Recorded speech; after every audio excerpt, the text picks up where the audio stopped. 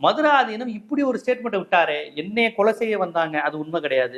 என் car மீது மோதினார்கள், அதுவும் உண்மை கிடையாது, சிசிடிவில வந்துருச்சு.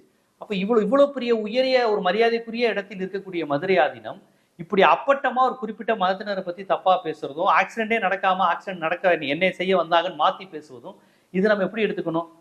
இது ஒரு விசாரணையா நடத்தணும்ல. ஏன் இப்படி தொடர்ச்சியா இவர் மத விருப்ப அரசியல பேசுறாரு? ஒரு குறிப்பிட்ட மதத்தை குறிவைத்து பேசுவது கான்ஸ்டிடியூஷன் படி தப்பு. ஒரு நபர் செஞ்சா அந்த நபர் மீது தான் வைக்கணும். அதற்காக ஒரு குடும்பத்தினரை கூட குற்றம் சாட்ட முடியாது சட்டப்படி. ஆனால் இங்கு யாரோ ஒரு மாநிலத்தில் உள்ள யாரோ ஒரு மதத்துக்காரன் வேற நாட்டுக்காரன் சேர்ந்தவங்க வந்தானா அவனை விட்டுட்டு அந்த தப்பு செஞ்சவன் சுட்டு கொண்டவனை விட்டுருவாங்க. இங்க இருக்கக்கூடிய அந்த மதத்தினர் எல்லாம் பார்த்து இவங்களாலதான் நடந்துச்சுங்கிற மாதிரி ஒரு வெறுப்பு அரசியலை விதைப்பது உள்நாட்டு அரசியலில் ஆதாயம் தேடுவதற்கான விஷயம் தானே தவிர உண்மையில் தப்பித்து சென்ற தீவிரவாதிகளை பிடிக்கவோ அவங்களை பிடிக்கவோ உதவாது. இப்ப இந்த நேரத்துல ஏன் சம்பந்தமே இல்லாம மதுராதீனம் இப்படி பேசுறாரு?